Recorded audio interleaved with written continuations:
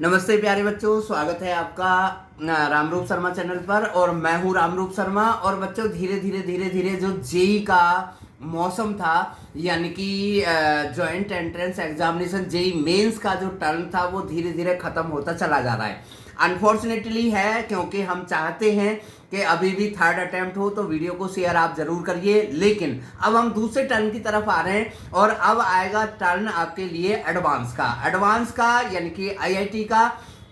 तो मैं आपको पहले ही बता देता हूं, क्योंकि आज 10 बजे तक ये जेई का फाइनल रिजल्ट आ जाएगा और कल से शायद एडवांस के रजिस्ट्रेशन शुरू हो जाएंगे।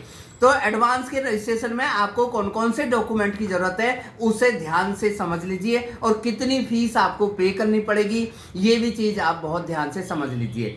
तो डॉक्यूमेंट नंबर 1 पर है आपका क्लास 10th का सर्टिफिकेट या फिर आपका डेट ऑफ बर्थ सर्टिफिकेट, दोनों में से एक चलेगा। क्लास 10th का ही आप डाल देना, डेट ऑफ बर्थ को आप हटा देना, ये मैं आपको सलाह देना चाहता हूं, पहली बात। दूसरी बात है, क्लास 12th की मार्कशीट अपलोड आपको करनी पड़ेगी, तो वो तो आपके पास ऑब्वियसली होगी ही होगी, है ना, ठीक है ना। तो वो आपको अपलोड करनी है। दूसरा सर्टिफिकेट आपका ये हो गया। अब तीसरा सर्टिफिकेट है कैटेगरी, यानी कि अगर आप ले रहे हैं रिजर्वेशन, यानी कि अगर आप ईडब्ल्यूएस का रिजर्वेशन ले रहे हैं और एनसीएल का रिजर्वेशन ले रहे हैं, तो मेरी बात को बहुत ध्यान से समझिएगा कि आपका जो सर्टिफिकेट है वो 1 अप्रैल 2022 को या उसके बाद का इश्यू होना चाहिए। अगर आपने अभी तक नहीं बनवाया या बनने वाला है तो आप उसमें डिक्लेरेशन फॉर्म बिल्कुल डाल सकते हैं। बहुत सारे बच्चों के क्वेश्चन मेरे पास में आ रहे हैं और बहुत ज्यादा आ रहे हैं ये क्वेश्चन कि अगर हमने मेंस में जनरल कैटेगरी ली है और एडवांस में अगर हम ईडब्ल्यूएस में जाना चाहते हैं या पीडब्ल्यूडी में जाना चाहते हैं या फिर एनसीएल में जाना चाहते हैं, ओबीसी एनसीएल में, एससी में जाना चाहते हैं, तो क्या आप जा सकते हैं? तो नहीं जा सकते बच्चों, इस बात का आपको ध्यान रखना होगा। अगर कोई ड्रास्टिक चेंज आया तो वो मैं फॉर्म के साथ में आपको बताऊंगा।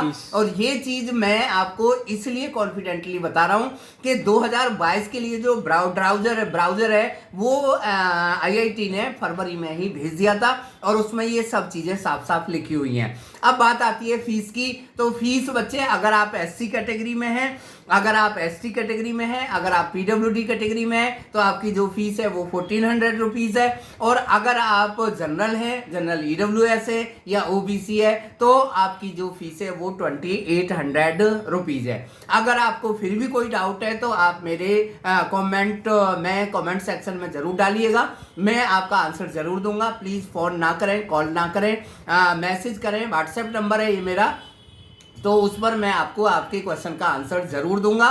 और आईआईटी की पढ़ाई के लिए सिलेबस भी दिया हुआ है, मैंने भी अपनी वीडियो में डाला हुआ है, तो आप उसे जरूर चेक करिएगा और खुश रहिएगा। Thank you so much.